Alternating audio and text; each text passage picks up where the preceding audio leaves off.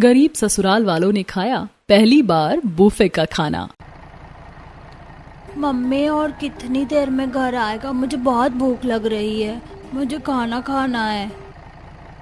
हाँ, मेरे तो पेट में चूहे दौड़ रहे हैं। पता नहीं आप सब लोग कहीं रुक क्यों नहीं रहे।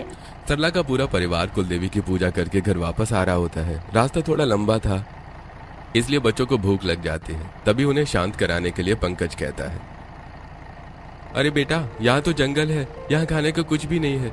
जब कहीं ढाबा दिखेगा तब हम वहां रुक जाएंगे। अरे क्या भैया, आप भी बच्चों जैसी बातें कर रहे हो। देखो कितने अच्छे अच्छे बुफे होते हैं और बुफे का खाना कितना लाजवाब होता है।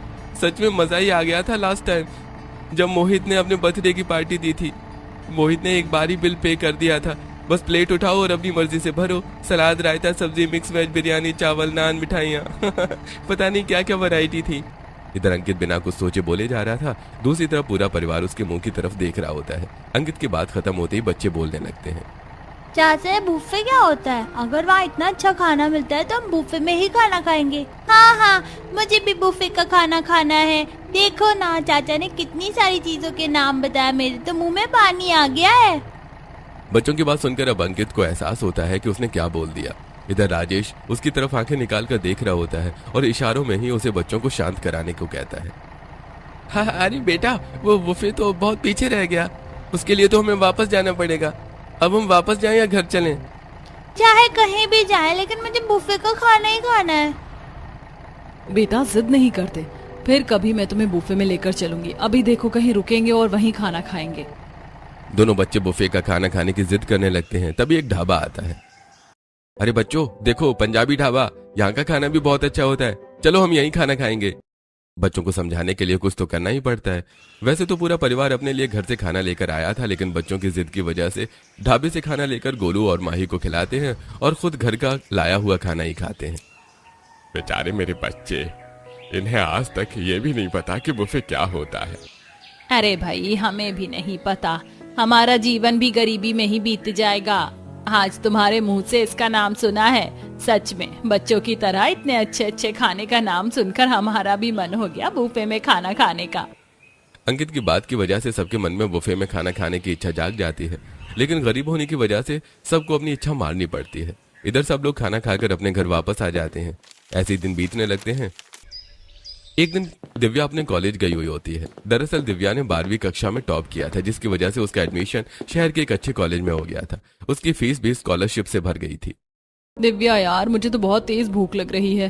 पता नहीं ये प्रोफेसर कितनी देर में जाएंगे। हाँ, बस 10 मिनट और रह गए हैं क्लास में, उसके बाद ब्रेक हो जाएगा। भाई मुझसे तो नहीं रहा जा रहा, चलना पीछे वाले गेट से चलते हैं। दिव्या मना करती है, लेकिन कीर्ति भला शरारत करने से कहाँ मानने वाली थी। वो दिव्या का हाथ पकड़ लेती है। एक हाथ में दिव्या अपना लंच बॉक्स उठाती है और दोनों चुपचाप पीछे वाले गेट से निकल जाती हैं। तुम भी बड़ी चालाक हो, किसी दिन अच्छे से फंसवाओगी। अरे कुछ नहीं होता, ये कॉलेज है, स्कूल नहीं जो प्रोफेसर हमें डांटेंगे। दोनों दोस्त बातें करते हुए कैफेटेरिया में आ जाती हैं। तुम तो अपना लंच बॉक्स लेकर आई हो, चलो मैं अपने लिए खाना ले आती हूँ। कीर्ति अपने लिए खाना ऑर्डर करने चली जाती है। तभी पीछे से सिया और सिमरन वहां आ जाती हैं। ओह गॉड यार, कितना अच्छा टेस्ट था सामने वाले बुफे का। मैं तो सोच रही थी ये पहले क्यों नहीं खुला। मैं अपना बर्थडे यहीं सेलिब्रेट करूंगी। कोई बात नहीं, अब खुल गया है ना। मेरा बर्थडे अगले महीने आने वाला है, हम वहीं सेलिब्रेट करेंगे। यार सच में इसका मसाला पनीर, डोसा, इडली, लच्छा पराठा सब कुछ लाजवाब था। दोनों अपनी बातों में मगन होती हैं। उनका ध्यान दिव्या पर नहीं जाता, लेकिन दिव्या का पूरा ध्यान उनकी बातों पर होता है। उनकी बातें सुनकर उसके मन में भी पानी आ जाता है। तभी सिया की नजर उस पर पड़ती है। अरे तेरा क्यों मन ललचा रहा है? तू अपना डिब्बा खोल, देख उसमें हर बार की तरह आज भी वही दाल का पानी और चावल होगा। हाँ हाँ, इसके जैसे गरीब लोग बस हमारी बातें सुन सकते हैं, बुफे में जाने की तो इनकी औकात ही नहीं है। दिव्या उन दोनों को कोई जवाब नहीं देती। तभी कीर्ति भी अपनी प्लेट लेकर वहां आ जाती है। सिया और सिमरन वहां से जाने लगती हैं। क्या हुआ, तुम इतनी परेशान क्यों हो? और तुमने अभी तक अपना लंच बॉक्स भी नहीं खोला। ये दोनों क्या बकवास कर रही थी? मैं वहां खड़ी थी, थोड़ा सुना था लेकिन समझ नहीं आया। अरे कुछ नहीं, वो अपनी बातें कर रही थी। चलो ना खाना खाते हैं, देखो तुम्हारा खाना भी ठंडा हो जाएगा। कीर्ति अपनी प्लेट से और दिव्या अपने लंच बॉक्स से खाना खाने लगती हैं, लेकिन सिया और सिमरन की बातें दिव्या के दिल को चोट पहुंचा देती हैं। वैसे गलत नहीं कह रही थी दोनों। हमारे घर में दाल चावल, आलू और रोटी के अलावा बनता ही क्या है। हम गरीब लोग बुफे को बस बाहर से देख सकते हैं, उसके अंदर क्या क्या होता है ये तो सच में मुझे पता ही नहीं है। किस सोच में पड़ गई? खाना खाने का मन नहीं कर रहा है क्या तेरा? नहीं बस हो गया, तुम जल्दी खा लो, फिर चलते हैं, अगली क्लास है। दोनों दोस्त खाना खत्म करते हैं और फिर अपनी क्लास में चली जाती हैं। जैसे ही कॉलेज खत्म होता है, अंकित दिव्या को लेने आ जाता है। अंकित को देखकर दिव्या मुस्कुरा देती है। अरे भैया आप क्यों आए? मैं तो आज कीर्ति के साथ आने वाली थी। आज काम से जल्दी वापस आ गया था, घर पर मन ही नहीं लग रहा था, तो सोचा तुझे कॉलेज से ही ले लूं। जैसे कीर्ति की नजर अंकित पर पड़ती है, उसकी नजरें उस पर से हटती ही नहीं है। दिव्या, ये तुम्हारा भाई है, कितना हैंडसम है। क्या हो गया तुझे? कैसी बातें कर रही है? हाँ मेरा ही भाई है। नहीं नहीं कुछ नहीं। अच्छा ठीक है, मिलते हैं कल, अपना असाइनमेंट पूरा कर लेना। कहने को तो कीर्ति दिव्या को बाय बोल देती है, लेकिन उसकी नजरें बार बार अंकित पर ही टिकी रहती हैं। वो दूर तक उसे ही देखती रहती है। इधर कीर्ति अपने घर चली जाती है और दिव्या और अंकित भी अपने घर आ जाते हैं। ऐसे दिन बीतने लगते हैं। एक दिन गोलू और माही अपनी क्लास में होते हैं, तभी रुद्र वहां आता है।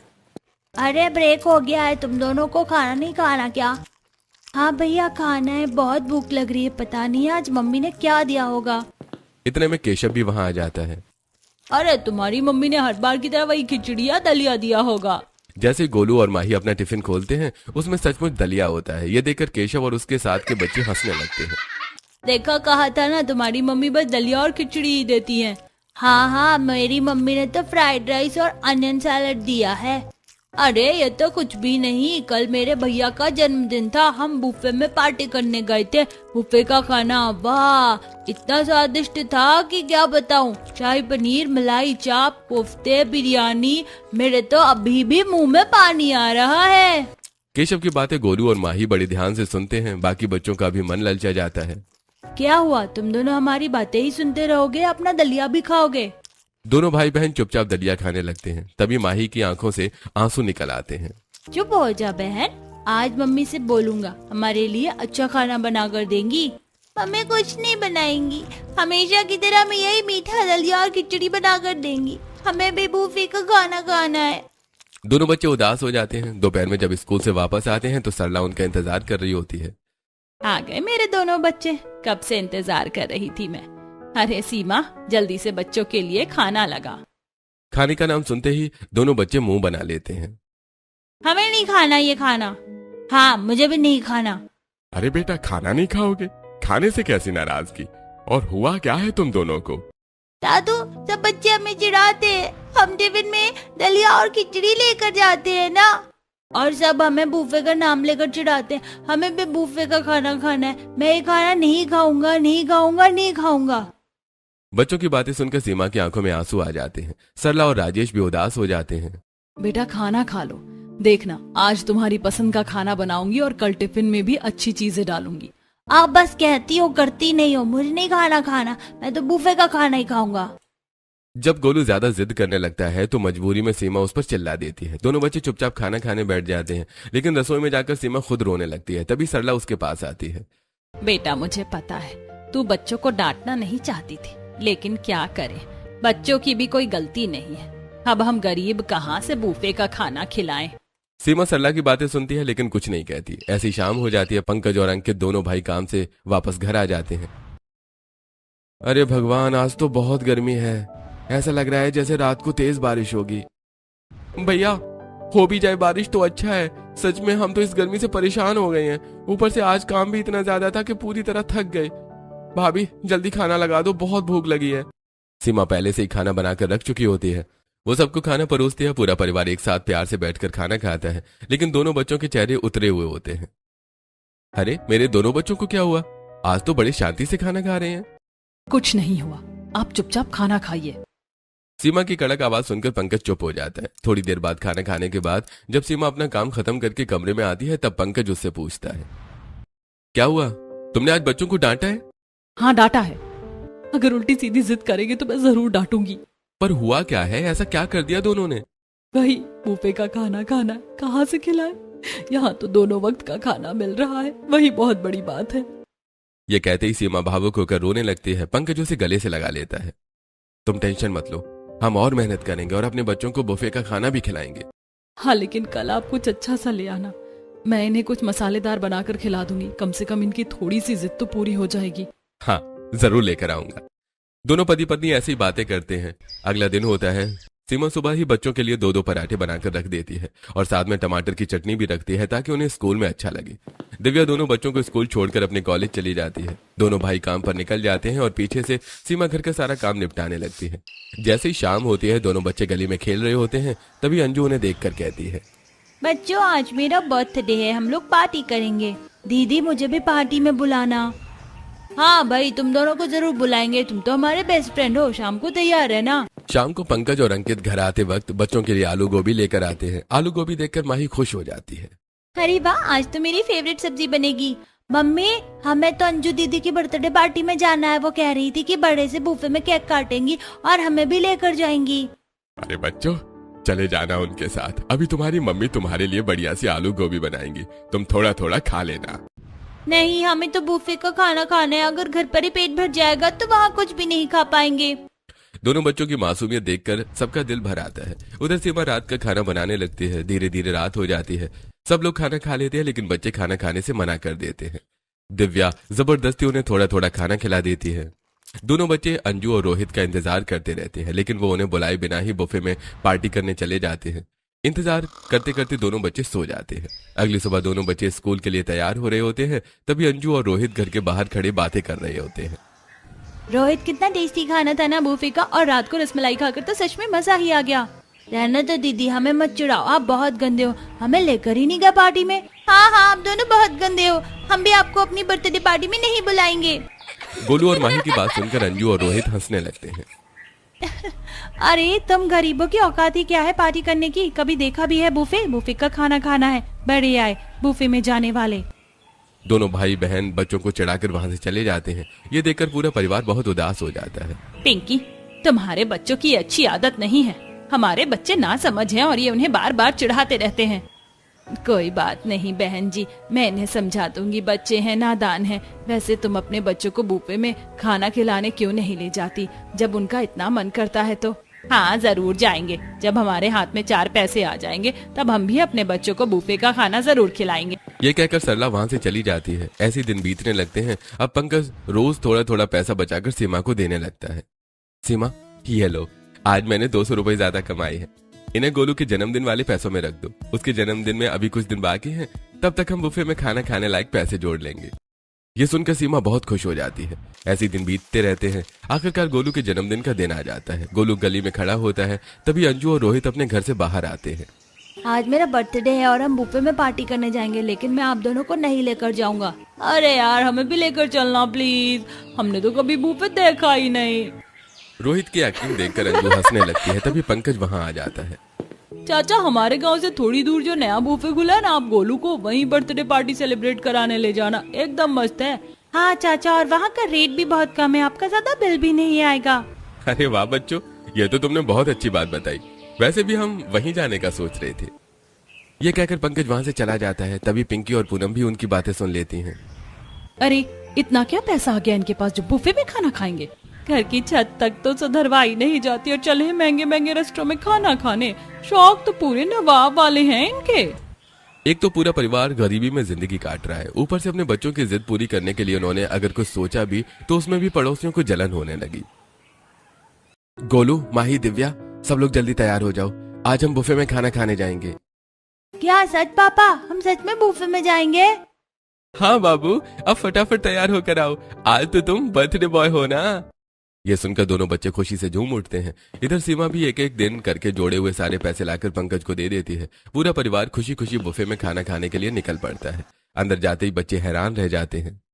मम्मी, ये तो कितना बड़ा है और खाने की कितनी अच्छी अच्छी खुशबू आ रही है, मैं तो सारी चीजें खाऊंगा। चलो भाई, बच्चों के बहाने हमें भी इस महंगे रेस्टोरेंट में खाना खाने का मौका मिल गया। हाँ सही कह रही हो, तुम भी बच्चों से कम थोड़े हो। पूरा परिवार खुश होता है। इधर पंकज और अंकित रिसेप्शनिस्ट के पास जाते हैं। अंकित, जिस हिसाब से रोहित बता रहा था, वैसे तो 200 रुपए प्रति प्लेट के हिसाब से हमारे 8 लोग हैं, 1600 रुपए में काम हो जाएगा। हाँ भैया, आप 1600 रुपए निकाल कर दे दो। जैसे पंकज 1600 रुपए रिसेप्शनिस्ट को देता है, भैया हम 8 लोग हैं, ये रहे हमारे 1600 रुपए। अरे पागल पागल हो गए हो क्या? 1600 रुपए में तो एक थाली भी नहीं आएगी, एक थाली 3000 रुपए की है। पर भैया यहाँ तो ऑफर चल रहा है ना। अरे क्यों हमारा समय खराब कर रहे हो? पता नहीं कहाँ कहाँ से आ जाते हैं गरीब लोग। चलो यहाँ से निकलो, 200 रुपए में तो कोई सस्ता ढाबा भी खाना नहीं देगा। रिसेप्शनिस्ट सबको वहां से भगा देता है। बाहर निकलने के बाद राजेश की आंखों में आंसू होते हैं और अंकित को बहुत गुस्सा आता है। बहुत ही बेकार परवरिश की है पिंकी आंटी ने अपने बच्चों की। बताओ कैसे बेवकूफ बना दिया हम सबको। लगता है हमारी किस्मत में बुफे का खाना है ही नहीं। गोलू की बात सुनकर पूरा परिवार भावुक हो जाता है। सीमा उसे समझाने लगती है। जैसे ही सब लोग घर पहुंचते हैं अंजू और रोहित हंसने लगते हैं। क्यों गोलू, कैसा लगा बुफे वाला खाना? शर्म आनी चाहिए तुम लोगों को, हम गरीबों का मजाक उड़ाते हो। छोड़ो बेटा, इन लोगों के मुंह मत लगो। अगर इन्हें शर्म होती तो ऐसा करते ही क्यों। सब लोग अपने अपने घर चले जाते हैं। सबको अपनी बेइज्जती महसूस हो रही होती है। तभी सीमा मन ही मन एक फैसला करती है। चाहे कुछ भी हो जाए, मैं अपने बच्चों को बुफे का खाना खिला कर रहूंगी। अपने पूरे परिवार को बुफे का खाना जरूर खिलाऊंगी। अगला दिन होता है। सीमा जल्दी जल्दी घर का सारा काम खत्म करती है और अपनी सिलाई मशीन लेकर बैठ जाती है। तभी पड़ोसन निकिता वहां आती है। अरे बहन, बड़े दिनों से मेरे 2 सूट पड़े हैं, जरा उन्हें सिल दो। शहर का कोई भी दर्जी इस समय खाली नहीं है। ये सुनकर सीमा खुश हो जाती है। उसे घर में बैठे ही पहला ऑर्डर मिल जाता है। ऐसे दिन बीतने लगते हैं। सीमा एक एक करके पैसे जोड़ने लगती है। इस बार अपने पूरे परिवार को बुफे का खाना खिलाकर ही रहूंगी।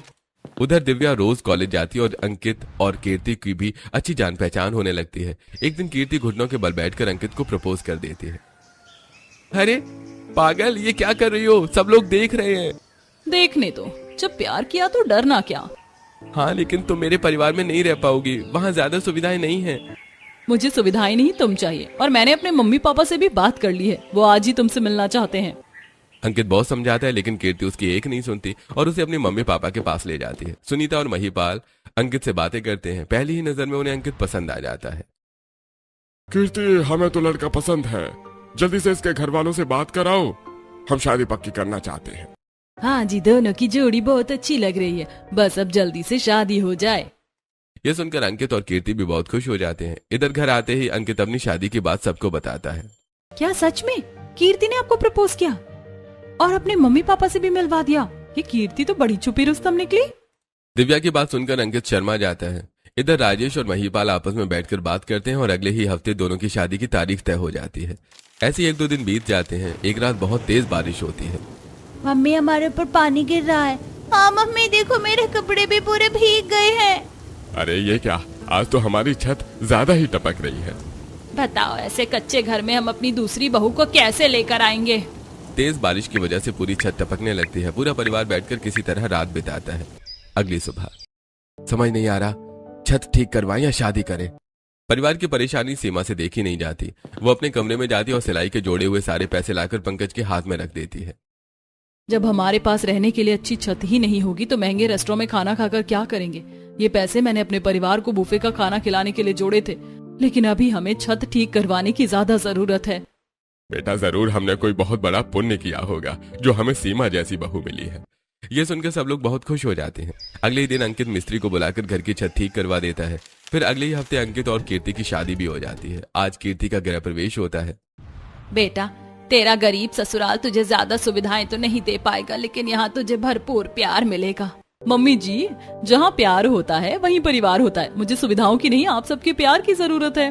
कीर्ति की बात सुनकर सब लोग बहुत खुश हो जाते हैं। इसी तरह कीर्ति का गृह प्रवेश हो जाता है। दिव्या उन्हें उनके कमरे तक छोड़कर आती है और फिर सभी लोग सो जाते हैं। अगली सुबह चाची चाची, आज तो आप खाना बनाओगी ना? बताओ हमारे लिए क्या बनाने वाली हो? गोलू, माही, आप दोनों के लिए एक सरप्राइज है। आप चुपचाप जाकर बैठो, मैं अभी खाना लेकर आती हूँ। कीर्ति की पहली रसोई की वजह से परिवार वालों ने घर में आलू, गोभी, भिंडी, टमाटर, बेसन, घी और बाकी जरूरी सामान पहले ही लाकर रख दिया था। अपनी पहली रसोई में कीर्ति मसालेदार दम आलू, भरवा भिंडी और बेसन का हलवा बनाती है। वाह चाची, ये तो बहुत यम्मी बनी है। इसमें तो कितनी अच्छी खुशबू आ रही है। सच में भाभी, आपने तो बिल्कुल रेस्टोरेंट जैसा खाना बना दिया है। चलो भाई, महंगे रेस्टोरेंट जैसी फीलिंग तो घर के खाने में ही आ गई। अंकित की बात सुनकर सब लोग हंसने लगते हैं। तभी गोलू बोल पड़ता है, नहीं चाचू, मुझे तो बुफे का खाना खाना है। लो भाई, फिर से अंकित ने इन्हें बुफे की याद दिला दी। बेटा, चाची ने इतना अच्छा खाना बनाया है, मैं तो इतना अच्छा खाना भी नहीं बना पाती। लेकिन गोलू और माही फिर से बुफे जाने की जिद करने लगते हैं। इस बार सीमा उन्हें डांट देती है। तुम दोनों की जुबान बहुत चलने लगी है, हर वक्त जिद करते रहते हो, एक लगाऊंगी कान के नीचे। दोनों बच्चे रोते हुए घर से बाहर जाकर बैठ जाते हैं। तभी कीर्ति प्यार से उन्हें मनाने जाती है। अरे बच्चों, आप खाना खा लो, हम बुफे में खाना खाने जरूर चलेंगे। फिलहाल कीर्ति बच्चों को मनाकर खाना खिला देती है। बाद में वो सीमा के पास आती है। जेठानी जी, आप बच्चों को इतना क्यों डांट रही थी? आखिर ये बूफे का क्या मामला है? कीर्ति की बात सुनकर सीमा भावुक हो जाती है। क्या बताऊं बहन, इस गरीबी में हमारा पूरा जीवन निकल गया और अब हमारे बच्चे भी वही सब झेल रहे हैं। इन्होंने बूफे का नाम तो सुना है, लेकिन वहां का खाना कभी नहीं खाया। जब सामने सब लोग पार्टी करने जाते हैं तो ये भी बूफे में जाने की जिद करने लगते हैं। आज अंकित ने फिर उसका जिक्र कर दिया, इसलिए इन्हें फिर याद आ गया। आप चिंता मत कीजिए, मैं बच्चों को बूफे का खाना जरूर खिलाऊंगी।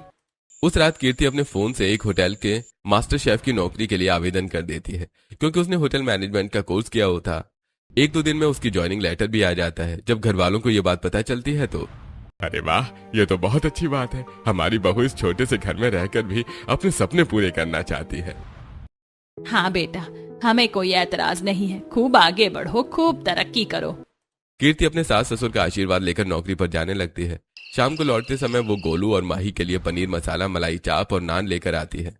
गोलू, माही, जल्दी आओ, देखो मैं आप लोगों के लिए क्या लेकर आई हूँ। अरे वाह चाची, तो मसाला पनीर है और ये क्या है? ये नान है और ये मलाई चाप। ये महंगे रेस्टोरेंट का खाना है, चलो अब खाओ। खाना तो है लेकिन घर पर नहीं, हमें तो बूफे में ही जाकर खाना खाना है। हाँ चाची, हमें तो बूफे में ही खाना खाना है। इन बच्चों का हम क्या करें, कितनी जिद करते हैं। कोई बात नहीं बच्चों, आज ये खाना खा लो, हम भी कुछ दिनों में बूफे में खाना खाने जरूर चलेंगे। बच्चों को समझाकर कीर्ति मनी मन सोचने लगती है। अभी मेरे पास इतने पैसे नहीं है कि हम बूफे में खाना खा सके, लेकिन इस महीने की सैलरी आते ही मैं बच्चों को बूफे में जरूर लेकर जाऊंगी। धीरे धीरे दिन बीतने लगते हैं। कीर्ति रोज बच्चों के लिए थोड़ा थोड़ा होटल का खाना लेकर आती है। बच्चे खुश तो होते हैं, लेकिन उसके बुफे में जाने की जिद अभी भी पूरी नहीं हुई होती। आखिरकार 1 महीना बीत जाता है और आज कीर्ति की पहली सैलरी भी आ जाती है। जैसे वो खुशी खुशी घर पहुंचती है, तभी अंकित थोड़ा उदास दिखाई देता है। क्या हुआ, तुमने बच्चों की तरह मुंह क्यों बना रखा है? कुछ नहीं यार, आज भैया भाभी की वेडिंग एनिवर्सरी है, लेकिन देखो ना, हम उनके लिए गिफ्ट तक नहीं ले सकते। ये सुनकर कीर्ति के चेहरे पर मुस्कान आ जाती है। अरे वाह, इससे अच्छा मौका तो हो ही नहीं सकता। मतलब सोने पर सुहागा, सैलरी और एनिवर्सरी दोनों एक ही दिन। अंकित हैरानी से उसकी तरफ देखने लगता है। क्या सोच रही हो तुम? कुछ नहीं, चलो फटाफट तैयार हो जाओ, आज सब लोगों के लिए एक सरप्राइज है। कीर्ति पूरे परिवार से तैयार होने के लिए कहती है। कुछ ही देर में सब लोग तैयार हो जाते हैं। चाची ये तो बताओ, हम सब कहाँ जा रहे हैं? सब लोग तैयार हो जाते हैं। हाँ भाई कीर्ति, तुमने मुझे दुल्हन की तरह लाल साड़ी तो पहना दी, लेकिन ये तो बताओ कि हम जा कहाँ रहे हैं? जेठानी जी, आप भी बच्चों की तरह सवाल जवाब कर रही हो। बस 5 मिनट और, अभी सब पता चल जाएगा। 5 मिनट बाद गाड़ी एक बुफे रेस्टोरेंट के सामने जाकर रुकती है। बुफे को देखते ही दोनों बच्चे खुशी से उछल पड़ते हैं। अरे हम बुफे में आ गए चाची, इसका मतलब आप हमें बुफे का खाना खिलाने लाई हो? कीर्ति, ये तो बहुत महंगा रेस्टोरेंट है, यहाँ तो बहुत बड़ा बिल बनेगा। बिल की टेंशन आप मत लो, बस सब लोग अंदर चलो। पूरा परिवार खुशी खुशी अंदर जाता है। स्वादिष्ट खाने की महक सबका मन मोह लेती है। कीर्ति रिसेप्शनिस्ट के पास जाकर बिल का भुगतान कर देती है। मम्मी पापा, ये क्या, आपने अभी तक एक प्लेट भी नहीं ली? आइए मैं आपके लिए प्लेट लगाती हूँ। कीर्ति एक प्लेट उठाती है। उसमें पहले रसमलाई, फिर मसाला पनीर, नान, मिक्स वेज, सलाद, रायता और दूसरी चीजें रखकर सरला और राजेश को देती है। पहली बार बुफे में बैठकर खाना खाते हुए राजेश और सरला की आंखों में आंसू आ जाते हैं। बाकी परिवार भी भावुक हो जाता है। अरे इसमें भावुक होने की क्या बात है मम्मी पापा, आप आराम से खाना खाइए। कीर्ति, बुफे में खाना खाना हमारे लिए एक सपने जैसा था, आज तुम्हारी वजह से वो सपना पूरा हो गया। ऐसा नहीं है कि हमने कभी कोशिश नहीं की। हमारी बड़ी बहू ने भी बहुत मेहनत की थी, लेकिन हर बार कुछ न कुछ ऐसा हो जाता था कि हम यहाँ तक पहुँच ही नहीं पाए। बेटा, हर समय एक जैसा नहीं रहता। कीर्ति प्यार से पूरे परिवार को समझाती है। उसके बाद सभी लोग खुशी खुशी खाना खाने लगते हैं। फिर कीर्ति पंकज और सीमा की वेडिंग एनिवर्सरी के लिए केक भी मंगवाती है। केक देखकर पंकज और सीमा दोनों हैरान रह जाते हैं। अरे ये सब तुमने कब प्लान कर लिया? हाँ सच में, और तुम्हें कैसे पता चला कि आज हमारी वेडिंग एनिवर्सरी है? जेठानी जी, मैं इस घर का हिस्सा हूँ, आप सबसे जुड़ी हर बात मुझे पता होनी चाहिए, बस इसलिए पता चल गया। सीमा भावुक होकर कीर्ति को गले लगा लेती है। पूरा परिवार खुशी खुशी वेडिंग एनिवर्सरी मनाता है और फिर घर लौट आता है। रास्ते में पूनम और पिंकी आपस में बातें कर रही होती हैं। तभी सरला और उसका परिवार वहां से गुजरता है। अरे सरला बहन, क्या बात है, आज तो बड़ी सज धज कर निकली थी, किसी की शादी में गई थी क्या? इससे पहले कि सरला कुछ कह पाती, गोलू और माही बोल पड़ते हैं। नहीं नहीं आंटी, आप लोग तो रोज महंगे महंगे रेस्टोरेंट में खाना खाते हो, आज हम भी बुफे में खाना खाकर आए हैं। ये सुनते ही दोनों पड़ोसनों के कलेजे पर सांप लौट जाता है। आज तक वो इसी बात का मजाक उड़ाती थी। अब जब इनके अच्छे दिन आने लगे तो उन्हें सबसे ज्यादा जलन होने लगी। तभी अंजू और रोहित भी बाहर आ जाते हैं। बहुत अच्छा खाना था बुफे का, मैंने तो रसमलाई भी खाई और मैंने गुलाब जामुन भी खाए, सब कुछ बहुत स्वादिष्ट था। हाँ हाँ, पहली बार खाया है ना, इसलिए अच्छा ही लगा होगा। सरला पूरे परिवार को लेकर घर के अंदर चली जाती है। इधर दोनों पड़ोसन मुंह बनाकर रह जाती हैं। ऐसे ही दिन बीतने लगते हैं। कीर्ति अपनी नौकरी करती रहती है। कुछ दिनों बाद दिव्या का कॉलेज भी पूरा हो जाता है। दिव्या, फिर क्या सोचा, आगे क्या करना है? समझ नहीं आ रहा। सेमिनार में जो भी गाइडेंस दी गई थी उन सब में बहुत खर्चा आएगा। सोच रही हूँ कोई नौकरी ही कर लूँ। इसमें सोचने वाली क्या बात है? मेरे होटल में स्टाफ की जरूरत है, मैं तुम्हें वहीं अच्छी पोस्ट दिलवा सकती हूँ। ये सुनकर दिव्या खुशी से झूम उठती है। क्या सच में ऐसा हो सकता है? क्यों नहीं हो सकता? तुम्हारे पास सर्टिफिकेट है, डिग्री है, सब कुछ है। दरअसल दिव्या ने कीर्ति के साथ पढ़ाई तो की थी, लेकिन कीर्ति ने पहले ही होटल मैनेजमेंट का कोर्स कर लिया था, जबकि दिव्या के पास सिर्फ ग्रेजुएशन की डिग्री थी। दिव्या कीर्ति की बात सुनकर खुश हो जाती है। अगर ऐसा पॉसिबल है तो मेरी ज्वाइनिंग करवा दीजिए। घर में थोड़ा पैसा आएगा तो हमारे हालात और अच्छे हो जाएंगे। तभी गोलू और माही वहां आ जाते हैं। बुआ, जब आपकी जॉब लग जाएगी तो आप हमें बुफे में पार्टी देना। हाँ हाँ, हम बहुत मजे करेंगे और रोहित भैया को भी चुराएंगे।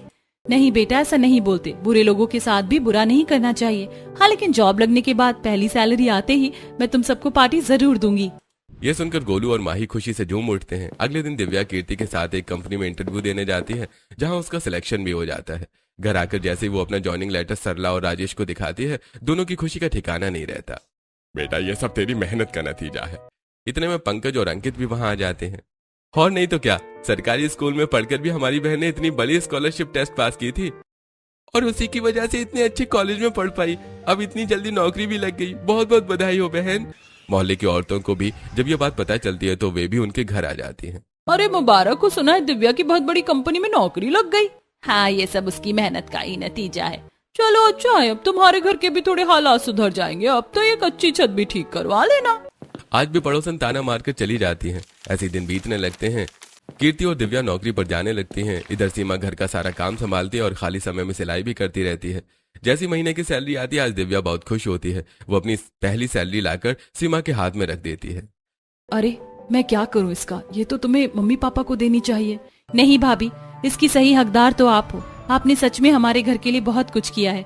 जब कीर्ति भाभी नहीं आई थी तब भी आप बिना किसी नौकरी के सिर्फ अपनी मेहनत के दम पर हमें बुफे में खाना खिलाने का सपना देखती थी। ये सुनकर सीमा की आंखें भर आती हैं। तभी कीर्ति भी वहां आ जाती है। हाँ जेठानी जी, मैंने भी आपके बारे में पहले बहुत सुना है। सच में मम्मी पापा आपकी सही तारीफ करते हैं।